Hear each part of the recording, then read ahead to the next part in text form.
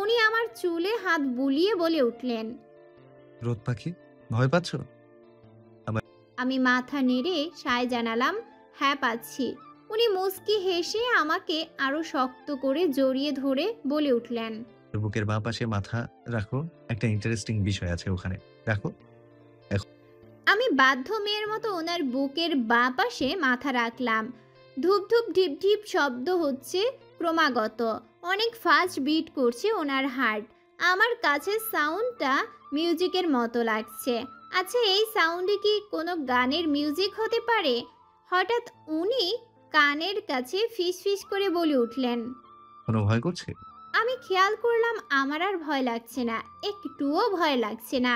আমি মাথা নেড়ে না বলতেই উনি বলে উঠলেন, মাথা নাড়ো কেন, মুখে বলো। আর বোবা হয়ে যেও না প্লিজ, স্পিক আপ। ভয় পাচ্ছি না। আমার কথায় উনি হাসলেন। সাহেল ভাইয়ের মুখের প্রতিক্রিয়া বুঝতে পারছিলাম না, কারণ উনি গাড়ির বাইরে আমার অপোজিটে দাঁড়িয়ে আছেন। সাহেল ভাইয়ার কাজ শেষ করে যেতে নিলেই শুভ্র তাকে খাবার পাঠানোর কথা বলে দিলেন। সাহেল ভাইয়াও মাথা নেড়ে সম্মতি জানিয়ে চলে গেলেন। আমিও সোজা হয়ে বসলাম। খুব লজ্জা লাগছে আমার। এতক্ষণ আমি ওনার এত কাছে ছিলাম ভাবা যায়? কিছুক্ষণের মধ্যেই একটা ছেলে এলো খাবার নিয়ে। খাবারটা এগিয়ে দিয়েই হাসি মুখে আমার দিকে তাকিয়ে বলে উঠল, সরি ভাই, লেট হয়ে গেছে। আসসালামু আলাইকুম ভাবি, ভালো আছেন? আমি জবাব দেওয়ার আগেই শুভ্র বলে উঠল, ও ভালো আছে, তুই এখন যা রাতুল। কিন্তু বাদ সাধলাম আমি। ছেলেটাকে থামিয়ে দিয়ে বলে উঠলাম, এক মিনিট এক মিনিট, এই শুভ্র ভাই আপনার কি হয়? জি ভাই, লাগে। তাহলে শুভ্রর ভাইয়ার বোন আপনার কি লাগবে? বুড়ো নাচিয়ে বললাম, বোন লাগবে। বোন লাগলে আমায় ভাবি ডাকেন কোন অ্যাঙ্গেল থেকে? আমি ওনার বোন হই। সো নেক্সট টাইম ভাবি ডাকলে খবর আছে, যান। জি ভাবি, মাথা নিচু করো। আবার ভাবি? রাগী চোখে বললাম। সরি ভাবি। আবার? এই রাতুল, তুই যা তো, গো। ছেলেটা 2 সেকেন্ড না দাঁড়িয়ে দিল দৌড়। আমি ওনার দিকে রাগী চোখে তাকিয়ে বলে উঠলাম, ওকে যেতে দিলেন কেন? তো বেঁধে রাখতাম? তোমাকে তো জাস্ট ভাবি ডাকছে। এমন ভাব করছো যেন ওর ভাবি ডাকাতে তুমি ওর ভাইয়ের বাচ্চার মা হয়ে যাচ্ছ, স্টুপিড। ইচ্ছে তো করছে একে খুন করে ফেলি, তবু চুপ করে গেলাম। আপাতত ক্ষুধা লেগেছে, একের পর দেখা যাবে। আমি খাচ্ছি আর উনি গাড়ির সিটে হেলান দিয়ে গেম খেলছে। নিজের ঠোঁটটা কামড়ে ধরে কপাল কুঁচকে স্ক্রিনের দিকে তাকিয়ে আছেন উনি। আমি ওনার দিকে তাকিয়ে থেকেই বলে উঠলাম, শ্রেয়াকে আজ কেমন লাগছিল? আমার কথায় উনি ভুরু কুঁচকে আমার দিকে তাকিয়েই বলে উঠলেন। ওনার কথায় আমি চরম অবাক। একটু আগে নাম পরিচয় শুনে এখনই ভুলে গেছেন, আজব।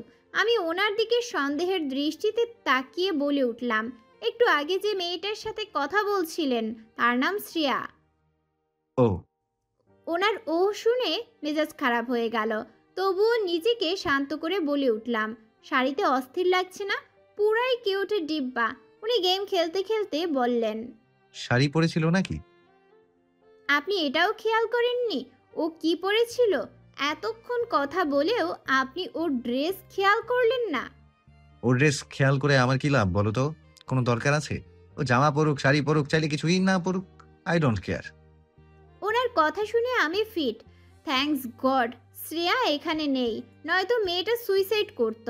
যার জন্য এত সাজুগুজু, সে নাকি তাকে খেয়ালই করেনি কি পড়েছিল, ভাবা যায়?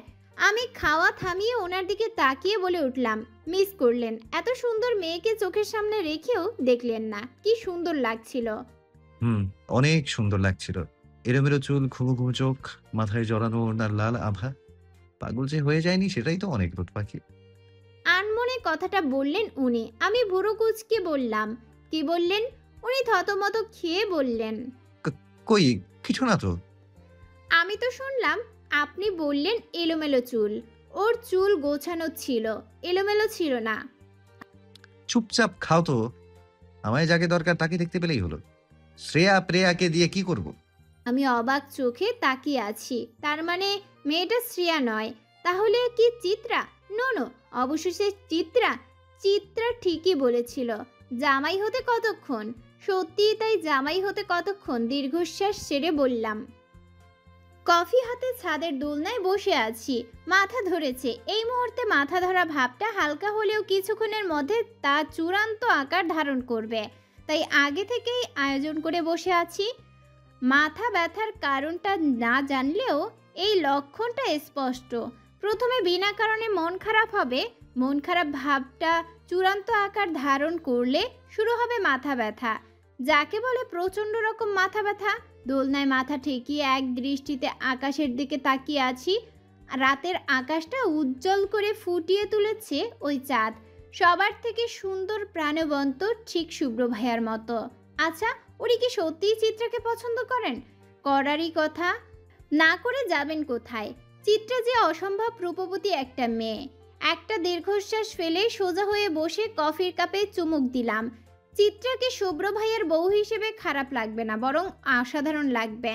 আমার ভাবি হিসেবে তা পারফেক্ট। কি মনে করে কল দিয়ে বসলাম চিত্রাকে। হ্যালো। শুভ্র ভাইয়া শ্রেয়াকে নয়, তোকে পছন্দ করে চিত্রা। আমার মুখে হঠাৎ এমন কথা শুনে অবাক হলো চিত্রা। কিছুক্ষণ চুপ করে থেকে বলে উঠল, আর ইউ ম্যাড? আমাকে কেন পছন্দ করতে যাবে বলতো? তুই যে সুন্দরী, পছন্দ না করে যা কই যাবে? হালকা হেসে বললাম। শোন রোদ, এসব ফাউল কথা বাদ দে। ভাইয়া যদি ভার্সিটিতে আমাদের সেনা পরিচিতদের মাঝে কাউকে ভালোবাসে তাহলে সেটা তুই, নয়তো কেউ না। ভাইয়া তোর কত কেয়ার নেয় দেখেছিস? শাট আপ চিতাবাঘ, তুই কেয়ার কই দেখলি? অপমান ছাড়া কিছু করেছে উনি? যত সব। তুই কি জানিস ফারুক নামের ছেলেটা 10 দিন যাবৎ আইসিইউতে, এখনো নাকি কোমাই। বুঝতে পারছিস ওর এর পরিণতির কারণ?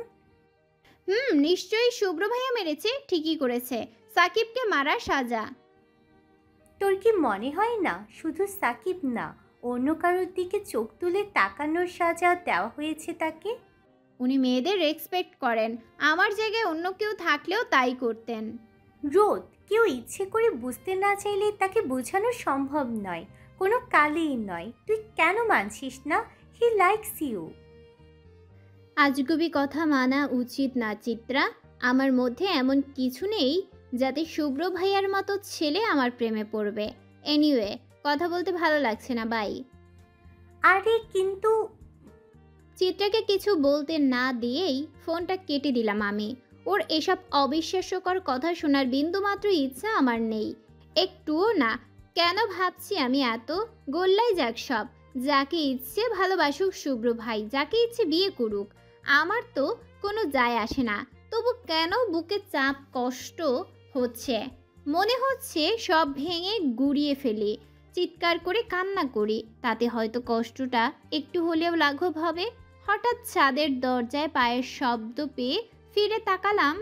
বাবা বাবা আমার দিকে হাসি মুখে এগিয়ে এসে দোলনার একধারে বসে বলে উঠলেন, মামনি, তুই কি বড় হয়ে গেছিস? বাবার এমন উদ্ভট প্রশ্নে অবাক চোখে তাকালাম। বাবা হাসি মুখে আবারও বলে উঠলেন, মেয়ের বিয়ে দেওয়ার মতো কষ্টের আর কিছু নেই দুনিয়াতে, নেই বুঝলি। মনে হয় কলিজাটা কেটে অন্য কাউকে দান করে দিচ্ছি, তবুও দিতে হয়। মেয়ের বাবারা পৃথিবীর শ্রেষ্ঠ অসহায়। এভাবে বলছো কেন বাবা? এমনি ইচ্ছে হলো। এ নিয়ে মামনি, তোর মামু এসেছে, রুহির বিয়ের কথা হবে মেবি। দেখতে দেখতে কিভাবে বড় হয়ে গেলে বুঝতেও পারলাম না। তুই হুট করে বড় হয়ে যাবি নিশ্চয়, মাথায় হাত দিয়ে। আমি একদম বড় হব না বাবা, আর কারো সাথে যাবও না, তোমার সাথেই থাকবো। কাদো কাদো হয়ে বললাম, রাজপুত্র এলে কি আর রাজকন্যা সে খেয়াল থাকবে মামনি? দেখবে উড়ে চলে গেছে। আমিও চাই আমার এই মায়াবতীটাকে একটা রাজপুত্র জয় করে নিয়ে যাক, যে রাজপুত্র রাজকন্যাকে রাজার চেয়েও বেশি ভালোবাসবে। আচ্ছা চল নিচে যাই, সবাই খুঁজবে তো। তুমি যাও বাবা, আমি একটু পরই আসছি, একটু একা থাকতে চাই। আর ইউ তোকে প্রিন্সেস। ওকে বাবা, যাচ্ছি, তাড়াতাড়ি চলে আসিস মা। হ্যাঁ বাবা, আই এম ওকে, জাস্ট কোথাও একটা জ্বলছে আনমনে। প্লিজ তুমি যাও তো। হাতের কফিটা ঠান্ডা হয়ে গেছে একদম। মুখে দিতেই মুখটা কুঁচকে উঠছে, তবুও মুখে দিচ্ছি বারবার। অদ্ভুত এক কারণে শুভ্র ভাইয়াকে খুন করে ফেলতে ইচ্ছে করছে আমার। অসহ্য লাগছে ওনাকে। মনে হচ্ছে উনি আশার সাথে বড় সড়ো অপরাধ করেছে, যার জন্য শুধু ঘৃণাই ওনার প্রাপ্য। এতদিন তো এমন লাগেনি, তাহলে আজ কেন লাগছে? কেন ওনাকে ভেঙে চুরে শেষ করে চিৎকার করে কাঁদতে ইচ্ছে করছে? হোয়াই? আমার ভাবনার জগৎ কাঁপিয়ে দোলনাটা দুলিয়ে কেউ বসে পড়ল পাশে। বিরক্তি নিয়ে তাকাতেই অবাক হলাম আমি। আপনি এখানে? উনি হাসি মুখে গা এলিয়ে বসে বলে উঠলেন, তো অন্য কাউকে এক্সপেক্ট করছিলে নাকি? লাইক সাহেল? করলেই বা ক্ষতি কি? তোমার প্রত্যেকটা কথায় জ্বালা ধরানো। তাহলে শুনেন কেন আমার কথা? প্লিজ আপনি এখান থেকে চলে যান। আমি আপনাকে নিতে পারছি না। কেন নিতে না পারার রিজন? উঠে বসে। আপনাকে দেখলেই আমার কান্না পায়, ভীষণ রকম কান্না। আর এই মুহূর্তে কাঁদতে চাইছি না আমি। সো প্লিজ গো নাও। উনি আমার দিকে তীক্ষ্ণ দৃষ্টিতে তাকিয়ে আছেন। কিছুক্ষণ পর চোখ ফিরিয়ে নিয়ে আবারও গা এলিয়ে দিয়ে বলে উঠলেন, আচ্ছা, আমার রাগ লাগছে, মারাত্মক রাগ লাগছে। ইচ্ছে করছে ওনাকে ধাক্কা দিয়ে দোলনা থেকে ফেলে দেই। অসভ্য। উনি চোখ বন্ধ করে শুয়ে আছেন, ধবধবে সাদা শার্ট গায়ে, তার সাথে যোগ হয়েছে চাঁদের মায়াবী আলো। অগোছালো চুলগুলোও যেন বেশ নিয়ম মেনে অগোছালো হয়ে আছে। ব্ল্যাক জিন্স, হাতের ঘড়িটাও চমৎকার। সারাটা শরীর যেন চকচক করছে ওনার। থুতনির কাছে তেলটাও কত নিখুঁত। ওনার দিকে তাকিয়ে থাকতে থাকতে গলা শুকিয়ে যাচ্ছে আমার। না, এখানে বসে থাকা যাবে না, কিছুতেই না। কথাটা ভেবে যেই না উঠতে যাব, ঠিক তখনই একটা কথা মনে পড়ায় আবারও বসে পড়লাম। ওনার দিকে তাকিয়ে স্নিগ্ধ স্বরে বলে উঠলাম, আচ্ছা আপনার ক্রাশ আইকনের আরেকটু ডিটেলস বলবেন? শুনতে ইচ্ছে করছে। আমার কথায় চোখ খুললেন উনি।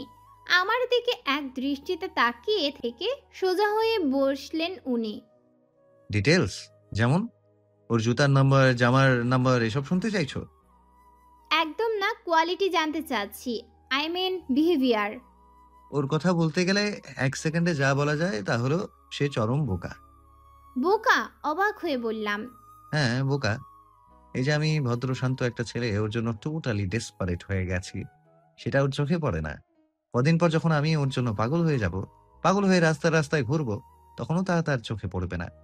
দুনিয়ার সব কিছু সে বুঝে, সব যুক্তি তার কাছে আছে, শুধু আমার বেলায় বুদ্ধির ঘর তার খালি। আমার বেলায় সে বাচ্চা, অবুঝ। কেন বুঝে না ভালোবাসি, মারাত্মক রকমের ভালোবাসি। বুঝবে না কেন? আপনি ওকে সরাসরি বলে দিলেই তো পারেন, তাহলে সে বুঝতে বাধ্য। আমার হাতটা টেনে নিয়ে চোখে চোখ রেখে বললেন উনি। সে তবুও বুঝবে না। ওকে যদি সরাসরি বলি ভালোবাসি, অনেক ভালোবাসি, তোমার দেয়া যন্ত্রণায় দেখো মরে যাচ্ছি আমি, তোমাকে পাওয়ার লোভে দেখো কতটা লোভী হয়েছি আমি। এই চাহনিতে দম বন্ধ হয়ে আসছে আমার, খালি বুকটা ব্যথা করে ওঠে প্রতিটা রাতে। একটু কি ভালোবাসা যায় না আমায়? প্লিজ একটু বাঁচাও আমায়, নয়তো মরে যাব। আমার বাঁচার উপায় তো তুমি। হাতটা ছেড়ে দিয়ে অন্যদিকে তাকিয়ে তখন সে কি বলবে জানো? রিহার্সেল করছেন বুঝি? শীঘ্রই কাউকে প্রপোজ করবেন বুঝি? ওনার কথায় হুহা করে হেসে উঠলাম আমি। সত্যি কি মেয়েটা এত বোকা? উনি আমার দিকে মুগ্ধ এক চোখে দৃষ্টিতে তাকিয়ে আছেন, তৃষ্ণার্ত তার দৃষ্টি। আমি হাসিটা কোনো রকম চেপে বলে উঠলাম, আপনি এই বোকা মেয়ের জন্য পাগল হয়ে রাস্তায় রাস্তায় ঘুরবেন? ঘুরবো। এভাবে জ্বালালে শীঘ্রই পাগল হব আমি। ভালোবাসার মতো জ্বালা আর কিছুতেই নেই রোদ পাখি। নিজেকে ভেঙে গুড়িয়ে দেয় এই ভালোবাসা। মাঝে মাঝে ইচ্ছে করে ওকে মেরে ফেলি, নয়তো নিজে মরে যাই, তবুও যদি একটু শান্তি পাই। এমন হয়? অবাক হয়ে বললাম। হয়। আমি ডিসিশন নিয়ে নিয়েছি। এই বোকা মেয়েটাকে খুব শীঘ্রই জোর করে তুলে বিয়ে করে ফেলবো। জোর করবেন? অবাক হয়ে বললাম। হ্যাঁ, জোর করব। ওর আশায় বসে থাকলে আমায় চিরকুমার থাকতে হবে। তাছাড়া ওকে ছাড়া আমার চলবেও না। I need her. আমার প্রতিটা মুহূর্তে আমার ওকে চাই। আমি তো চিন্তা করেই রেখেছি বিয়ের পর ওকে নিজের হাতের সাথে বেঁধে রাখবো, কোথাও যেতে দেব না। সামনে বসিয়ে শুধু দেখবো তাকে। ইস, ওনার কথা কথায় মন খারাপ লাগছে খুব, সাথে সাথে মেয়েটার প্রতি জেলাস। কত লাকি মেয়েটা যে তাকে শুভ্র ভাই এত ভালোবাসে। আবারও কান্না পাচ্ছে আমার। উফ, কি অসহ্য যন্ত্রণা। আজ আপুর এঙ্গেজমেন্ট, সবাই আজ সকালে এলেও মামু আমায় কাল রাতেই নিজের সাথে নিয়ে চলে এসেছেন। ঘুম ভেঙে কোথায় আছি বুঝতেই 2 মিনিট লাগলো। বাইরে তুমুল কথাবার্তার আওয়াজ, মানুষ হয়তো নিজেদের কাজে লেগে গিয়েছে এতক্ষণে, আর আমি পড়ে পড়ে ঘুমাচ্ছি। কি লজ্জার ব্যাপার। বিছানা থেকে নেমে পাশে থাকা ওড়নাটা গলায় জড়িয়ে বেরিয়ে গেলাম। দরজা খুলে বাইরে বের হতেই দেখি শুভ্র ভাইয়া আর সাহেল ভাইয়া রেলিং ঘেঁষে দাঁড়িয়ে আছেন, হয়তো ডেকোরেশনের কাজ নিয়ে বিজি। আমায় দেখেই শুভ্র ভাইয়া তাড়াতাড়ি অন্যদিকে ফিরে গেলেন, বুকে হাত দিয়ে বলে উঠলেন, মার ডালা ইয়ার। সাহেল ভাইয়া শুভ্র ভাইয়ার কাঁধে হাত রেখে আমার দিকে তাকিয়ে বেয়াক্কল মার্কা হাসি দিলেন। তারপর শুভ্রকে জাপটে ধরে কানে কানে কিছু একটা বলতে লেগে গেলেন। আমি ওদের এসব অদ্ভুত বিহেভিয়ারের আগা মাথা কিছুই বুঝতে পারছিলাম না। আচ্ছা, ঘুম থেকে উঠে তো ফ্রেশ হইনি, মুখে কিছু কি লেগে নেই তো? উল্টো দিকে হেঁটে রুমের মধ্যে গিয়েই আয়নার সামনে দাঁড়িয়ে পড়লাম। না, সব তো ঠিকই আছে, অ্যাটলিস্ট হাসির মতো তো কিছুই হয়নি। বেশি ঘুমানোর ফলে চোখ, মুখ, ঠোঁট হালকা ফুলে গেছে, এটাই। আর কোনো সমস্যা তো চোখে পড়ছে না। ভাবনা চিন্তা শেষ করে চোখে মুখে পানি দিয়ে আবারও বেরিয়ে এলাম রুম থেকে। শুভ্র আর সাহেল ভাইয়া ওখানেই দাঁড়ানো, হাতে খাতা কলম নিয়ে কিছু একটা হিসেব করছেন। আমাকে দেখেই শুভ্র ভাইয়া আমার দিকে তীক্ষ্ণ দৃষ্টিতে তাকালেন। ওনার দৃষ্টি অনুসরণ করে বুঝতে পারলাম উনি আমার ঠোঁটের দিকে তাকিয়ে আছেন। আমি তাড়াতাড়ি ঠোঁটের উপর হাত রাখলাম। উনি হাতের কলমটা দাঁত দিয়ে কামড়ে ধরে কলমের ক্যাপটা ছাড়িয়ে নিলেন শক্ত এক টানে। নিচের ঠোঁট কামড়ে বাঁকা হাসি দিয়ে চলে গেলেন সেখান থেকে। ব্যাপারটাই আমি অবাক। ছি, শুভ্র ভাই অমন বিহেভ করলেন কেন? হোয়াই? কথাটা ভাবতে ভাবতে সামনে এগুতেই কারোর সাথে ধাক্কা খেলাম বলে মনে হলো। বিরক্তি নিয়ে সামনে তাকিয়েই দেখি সাকিব। হাতে ব্যান্ডেজটা এখনো আছে, পায়ে ব্যান্ডেজ নেই, তবে হাঁটতে যে একটু সমস্যা হচ্ছে তা দেখেই বোঝা যাচ্ছে। আরে সাকিব ভাইয়া, কেমন আছেন? আলহামদুলিল্লাহ, আপনি কেমন আছেন ভাবি? আবার সেই আমার কথাটা শেষ করার আগেই রাতুল নামের ছেলেটা হাজির। আমার সামনে এসে হাঁপাতে হাঁপাতে বলল, ভাবি, লাল ফুলের ডলিটা দিতে বলল ভাই, কাল রাতে নাকি আপনার কাছে রেখেছিল। আমি কিছু বলতে যাব ঠিক তখনই আরেকটা ছেলে এসে বলে উঠল, ভাবি, লাল ফুলের ঢালের সাথে নাকি ভাইয়ার ওয়ালেটটা ওখানেই পড়েছিল, পেয়েছেন? ভাই তাড়াতাড়ি ওয়ালেটটা দিতে বলল। এদের কথায় আমি আহাম্মক হয়ে গেলাম। ওদের কথাবার্তা শুনে মনে হচ্ছে আমি তাদের ভাইয়ের বিয়ে করা বউ। আমি গলা খাকারি দিয়ে বলে উঠলাম, আচ্ছা ভাইয়েরা, আমি আপনাদের কোন ভাইয়ার বউ? ওরা কিছু বলবে ঠিক তখনই শুভ্র এসে ধমকে উঠলেন, এই তোদের এখানে গল্প জমাতে পাঠিয়েছি, কাজের কাজ কিছুই করিস না, তাড়াতাড়ি আয়। তৎক্ষণাৎ আমার সামনে থেকে সব হাওয়া, আর আমি বোকার মতো দাঁড়িয়ে রইলাম। ধীরে ধীরে খেয়াল করছি শুধু জুনিয়ররা না, শুভ্র ভাই আর সাহেল ভাই ছাড়া ওনার ফ্রেন্ডসরাও মাঝে মাঝে আমায় ভাবি ডাকে। কি একটা বিশ্রী অবস্থা, জামাইয়ের খোঁজ নাই, ননদ দেবরের ছড়াছড়ি। সেই কখন থেকে চিত্রাকে খুঁজে চলেছি আমি, কিন্তু তার দেখাই নেই। এদিকে এঙ্গেজমেন্ট শুরু হয়ে যেতে চলল, কত কাজ বাকি। উফ, এই মেয়ে কি শুভ্র ভাইয়ের সাথে রোম্যান্স করতে চলে গেছে নাকি? হঠাৎ এক কোনায় চিত্রাকে চোখে পড়ল।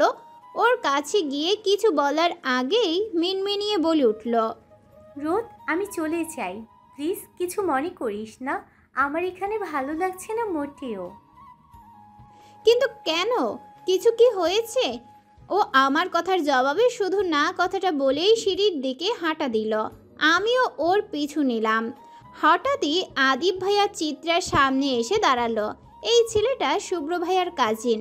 আমি কাছাকাছি যেতেই উনি চিত্রাকে উদ্দেশ্য করে বলে উঠলেন, hello hottie girls, where are you going? I have to talk to you.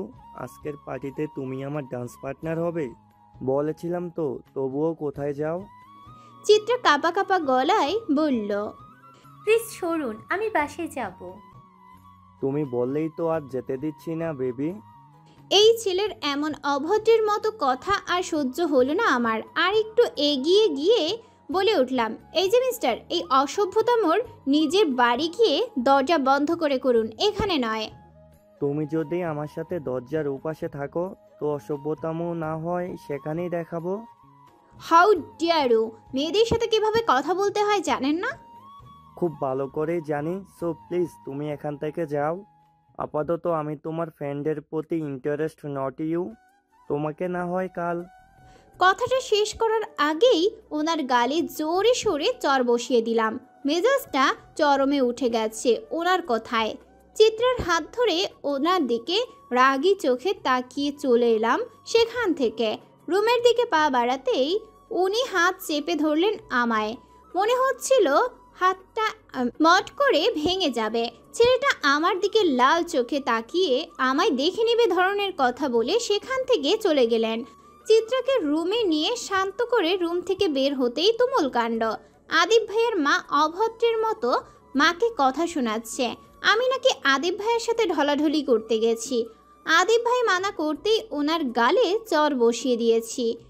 আমি নাকি শিক্ষা নাই, বাবা মা নষ্টামি ছাড়া কিছুই শেখায়নি। আরও কত বাজে কথা। আম্মু এক হাতে মামুর হাত ধরে আর অন্য হাতে ভাইয়ার হাত চেপে ধরে আছে। দুজনেই রেগে মেগে লাল। অব্র ভাইয়া এক কোনায় দাঁড়িয়ে আছেন। ব্যাপারটাই তিনি বিরক্ত, কিন্তু কিছু বলছেন না। শুভ্র ভাইয়াকে কোথাও চোখে পড়ল না।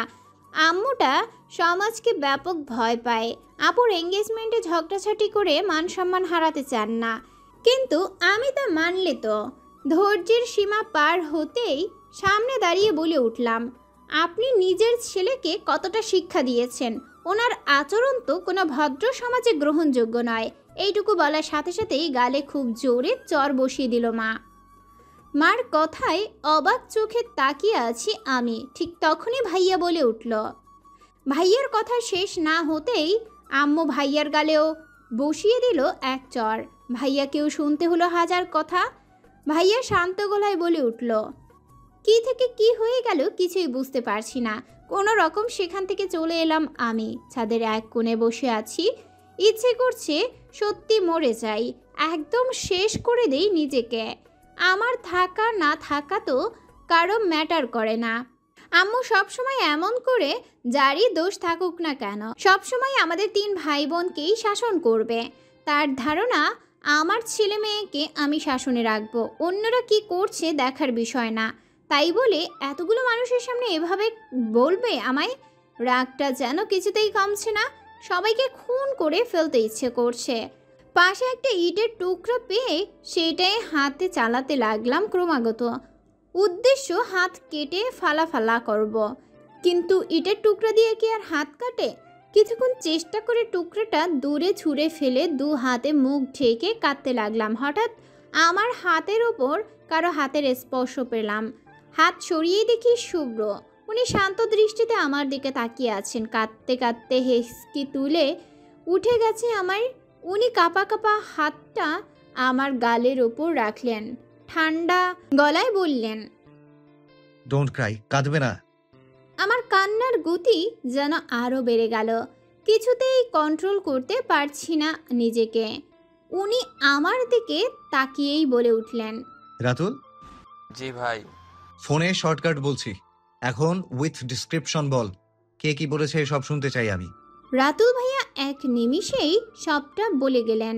সাথে সাথেই লাল হয়ে এলো শুভ্র ভাইয়ার চোখ। হুট করে দাঁড়িয়ে আমাকে টেনে দাঁড় করিয়ে হাঁটা দিল। আমি হাঁটতে পারছি না। অনেকক্ষণ বসে থাকায় পা ঝিনঝিন করছে। উনি 2 পা এগিয়ে এসে আমায় কোলে তুলে নিয়ে সোজা ড্রয়িং রুমের মাঝখানে নামিয়ে দিলেন। সবাই অবাক চোখে তাকিয়ে আছে। কারো বুঝতে বাকি নেই যে শুভ্র রেগে আছে। মামুকে দেখলাম সে আরও আরাম করে বসলেন। মামুনি আগে যেমন বসেছিলেন অমনি বসে রইলেন। শুভ্র ভাইয়া আমার সামনে এসে বললেন, রোদ, জুতো খুলো। আমি অবাক চোখে ওনার দিকে তাকিয়ে আছি। জুতো খুলবো কেন? আমাকে চুপ থাকতে দেখে আবারও বললেন, জুতো খুলো রোদ। কেন? জুতো খুলে আবিরের গালে চড় মারবে, খুব শক্ত করে মারবে গো। আমি বিস্মিত চোখে ওনার দিকে তাকিয়ে আছি। আদিব ভাইয়া রেগে বললেন, শুভ্র, তুমি এই মেয়েকে আমায় মারতে বলছো? এই 2 দিনের ফুপ্পির মেয়ে বেশি প্রিয় হলো তোমার? কি হলো রোদ? আমি তোমায় ওকে মারতে বলেছি? দৃঢ় কণ্ঠে বলছি। ওনার এই কণ্ঠ হয়তো আদিব ভাইয়ার পরিচিত। উনি একটু থতমত খেয়ে গেলেন, আমতা আমতা করে বলে উঠলেন, শুভ্র, আমি এই মেয়েকে কিছুই করিনি। আমি তো চিত্রার সাথে কথা বলছিলাম, মধ্যে থেকে ও চলে এলো। এবার শুভ্র ভাইয়া আদিব ভাইয়ার কলার চেপে ধরলেন, চিৎকার করে বলে উঠলেন, তো তোর কি মনে হয় আমি কিছু জানি না? চিত্রাকে বাজে কথা কেন বলেছিলি? আচ্ছা বলেছিস, বেশ করেছিস, ট্রাস্ট মি। এই জন্য আমি তোকে জাস্ট ঝাড়িয়ে দিতাম, আর কিচ্ছুই করতাম না। কিন্তু তোর বড় ভুল হলো তুই রোদের হাত ধরেছিস না? তোর সাহস কেমনে হয় ওর হাত ধরার? ওর হাতের কনুইয়ের নিচে তোর হাতের ছাপ কেন থাকবে? ওয়াই? কথাটা বলেই পাশের সোফায় দিলেন এক লাথি। সোফাটা বেশ কিছুটা পিছিয়ে গেল। আমি কাউকে কখনো এত রাগ করতে দেখিনি। কি ভয়ানক অবস্থা। এবার মামু কথা বললেন, আমাকে উদ্দেশ্য করে বলে উঠলেন, রোদ, শুভ্রর কথা মতো কাজ কর। She is out of mind. আর অব্র, come down my son. What come down বাবা? রোদের শরীরে ওর হাতের দাগ কেন থাকবে? ও রোদকে ছোবে কেন? এত সাহস হয় কি করে ওর? আমার মাথাটা যেন ভো ভো করছে। কি হচ্ছে কিছুই বুঝতে পারছি না। অতিরিক্ত কান্নার কারণে মাথাও ব্যথা করছে ব্যাপকভাবে। সোফার হাতলে হেলান দিয়ে কোনো রকম দাঁড়ালাম। আদিব ভাইয়ার মা ঝনঝনে গলায় শুভ্র ভাইয়ার মাকে উদ্দেশ্য করে বলে উঠলেন, তুই কিছু বলবি না রানু? আমার ছেলেটাকে যে তোর ছেলে এভাবে অপমান করছে, আর তুই চুপ করে বসে আছিস? কি করতে বলিস আপা? আদিব যেমন আমার ভাগ্নি, রোদও ঠিক তেমনই আমার ভাগ্নি। ওকে অপমান করার সময় তো আমি চুপ ছিলাম, এখনো চুপ থাকবো, এটাই স্বাভাবিক। আর আমার ছেলের বিহেভিয়ার নিয়ে আমার কোনো সমস্যা হচ্ছে না। He is always right. আমার শুভ্র ভুল কিছু করে না, অ্যাটলিস্ট আমার চোখে তো পড়ছে না। তোর কাছে শুভ্রর বিহেভিয়ার ঠিক লাগছে? অবশ্যই ঠিক লাগছে। আদিব যা করে তোর কাছে ঠিক মনে হলে আমার ছেলে দোষী কেন হবে? তাকেও আমি 10 মাস 10 দিনই পেটে রেখেছি। এবার আর চোখ খুলে রাখতে পারলাম না। শরীরটা হালকা গতিতে কাঁপছে। ধীরে ধীরে সবটা অন্ধকার হয়ে এলো। তারপর কি হয়েছিল জানি না, তবে আদিব ভাই জুতোর বাড়ি থেকে বেঁচে গিয়েছিল। চোখ মিটমিট করে তাকালাম। চোখের সামনে সাদা টাইলস করা ছাদ, ঘরে কোনো সারা শব্দ নেই। চারপাশে চোখ ঘুরিয়ে মনে করতে চেষ্টা করছি অ্যাকচুয়ালি কি ঘটেছিল আমার সাথে। কথাগুলো মনে পড়তেই শুভ্র ভাইয়াকে একটা থ্যাঙ্কস দিতে ইচ্ছে করছে, একদম গ্র্যান্ড থ্যাঙ্কস। কাউকে তোয়াক্কা না করে এমন স্ট্যান্ড কজন নিতে পারে? ওনার সব কিছু ভালো লাগছে আজ। আচ্ছা, আমি কি ওনার প্রেমে পড়ে যাচ্ছি? উনি কি তো চিত্রাকে পছন্দ করেন? এমন তো হতে পারে যে উনি আমায় পছন্দ করেন। হতে পারে নাকি? কথাটা ভাবতে ভাবতেই উত্তেজনায় এক লাফে উঠে বসলাম আমি। শরীরটা দুর্বল, কিন্তু ওনার কথা চিন্তা করতেই মনে লাড্ডু ফুটছে ক্রমাগত। দরজার বাইরে কারো হাসি আর চাপা কথা শোনা যাচ্ছে। কণ্ঠটা পরিচিত। অসীম কৌতূহল নিয়ে দরজার কাছে যেতেই থমকে দাঁড়ালাম আমি। চিত্রা আর শুভ্র ভাইয়া হাসাহাসি করছে। কি নিয়ে তাদের এত আনন্দ? হাসিটা চেপে শুভ্র ভাইয়া বলে উঠলেন, ভালোবাসি বলে ভালোবাসতে হয় না চিত্রা। ভালোবাসাটা সত্যি হলে উপলব্ধিটা করেই নেওয়া যায়। চেঁচিয়ে পুরো পৃথিবীকে বলতে হবে আমি তোমায় ভালোবাসি, তবে তুমি মানবে, এই উক্তিতে আমি বিশ্বাসী নই। আমার ভালোবাসা সত্য হলে, আমি তোমায় সত্যি ভালোবাসলে তোমার কাছে সেই উপলব্ধিটা এমনিই চলে আসবে। Am I right miss Chitra? Yes mister, you are always right. Yeah, I know. আপনার স্মাইলটা কিন্তু জোস, একদম প্রেমে পড়ে যাওয়ার মতো রাজুক ভঙ্গিতে। যেভাবে লজ্জা পাচ্ছ, আমি তো তোমার প্রেমে। একটু শোনার পরেই উল্টো হেঁটে বারান্দায় গিয়ে দাঁড়ালাম। নিজের প্রতি ঘেন্না হচ্ছে, ভয়ানক ঘেন্না। নিজের বান্ধবীর পছন্দের মানুষের দিকেই আমার নজর কি করে গেল? ছি, আমি নিশ্চয়ই খুব বাজে মেয়ে, খুব বাজে মেয়ে।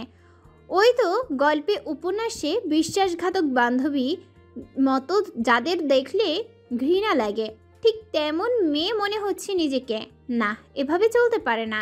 I have two be strong this feelings. এবারও সব দোষ শুভ্র ভাইয়ার ঘাড়ে চাপিয়ে দিতে ইচ্ছে করছে। কেন করেন উনি আমার জন্য এত কিছু? হোয়াই? গ্রিলে রাখা হাতটা চেপে উঠেই আমার